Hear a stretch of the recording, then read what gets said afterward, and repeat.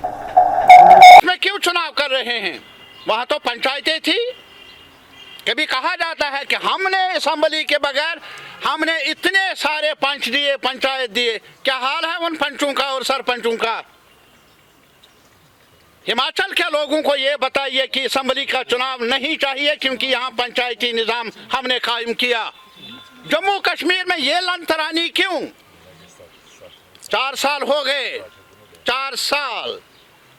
मई 2018 से लेकर आज तक जम्मू कश्मीर में जो लिमिटेड फ्रेंचाइज एक यूनियन टेरिटरी में हो भी सकता है वो भी नहीं। और उस प्रोसेस को भी उस ढंग से शुरू किया डिलिमिटेशन के नाम पर, वो आपको मालूम है, दोहराने की जरूरत नहीं। अब मिनिमम एक वोटिंग राइट का सवाल है। देश के हम डेमोक्रेटिक पार्टी से अपील करना चाहते हैं, ये आज सिर्फ हमारे हुकूक पर नहीं, आज ये हक राय दहिंदगी, वोटिंग राइट भी आज यहाँ इनके नासूर बना है, खटक रहा है इनको, अहले इक़्तिदार को। नहीं तो बताइए क्या वजह? सब पार्टियां कहती हैं कि यहाँ चुनाव भी हूँ और सब पार्टियां कहती है कि हमें जो अभी रिवीजन का के नाम पर जो मैनिपुलेशन करने की कोशिश हो रही है इंतजामिया की तरफ से, सरकार की तरफ से, तशवीश की लहर पैदा हुई है जम्मू में भी, कश्मीर में भी। देख लीजिए, पहले सीओ साहब ने जब ऑर्डर निकाला था, चंद दिन हुए तो बाद में कहा कि हमने ऐसा कहा नहीं, गलतफहमी मीडिया के जरिए पैदा हुई। उसके बाद ऑल पार्टीज की मीटिंग, उसमें भी कहा गलतफहमियां हैं, हमने ये नहीं कहा। अरे साहब, तब तो गलतफहमियां थी, अब क्या है?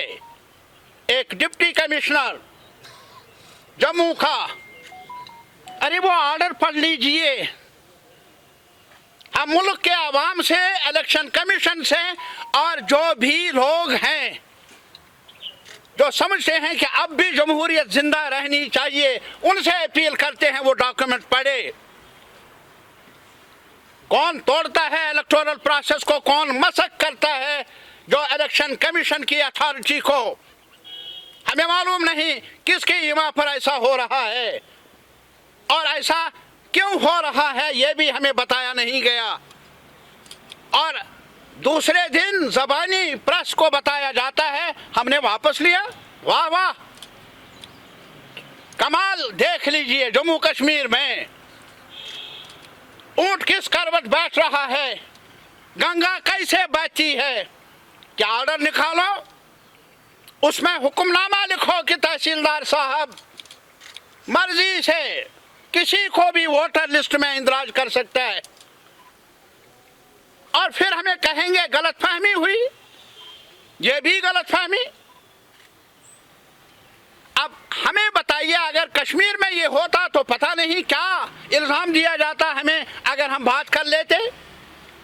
जम्मू के आवाम से जाकर पूछ लीजिए, सारी पार्टियों ने बीजेपी को छोड़कर जो भी पार्टियां, जो भी ग्रुप्स हैं, उन्होंने कहा ये शब खून है हमारे आईनी जमहूरी हुकूक पर। तब जाकर ये कहा गया आपको, प्रेस को, कि हमने वापस लिया। अरे साहब, हुक्मनामा आपने इजरा किया, लेकिन वो हुक्मनामा भी आप बताइए, रिवोकेशन का वो ऑर्डर भी हमें बताइए। पता नहीं ये जंगल राज है, किस नाम से मैं पुकारूं, क्या नाम दे दूं मैं, जो रविश अख्तियार की है मौजूदा इंतजामिया ने, किसके कहने पर। और हम आज यही कहना चाहते हैं आवाम को, आवाम की चौकसी हो, आवाम एक साथ मिलकर अपने हुकूक के खातिर आवाज उठाए। हमें उम्मीद है कि सरकार को रिट्रीट करने पर, गलत कदम रोकने पर, रोक लगाने पर मजबूर किया जा सकता है। ये मायूसी पैदा कर लेंगे आवाम में, हमारी आबादी में, जम्मू में, कश्मीर में, कि जैसे अंधेरा ही रहेगा, सुबह आएगी नहीं। तजुर्बा यही बता रहा है, नेचुरल लॉ है, अंधेरा कितना ही सख्त हो, सुबह को आना ही है। ये तारीकी रहेगी नहीं। एक ही शर्त है कि सारे आवाम, सारी पार्टियां आईन के दायरे के अंदर, कानून के दायरे के अंदर आवाज उठाए, हक मांगे। हम और कुछ नहीं मांगेंगे, हक मांगेंगे। और इसी तरह आज हैरान है हम, हमारा सेब सड़ रहा है 10 साल, 10 दिन, 4 दिन, 8 दिन।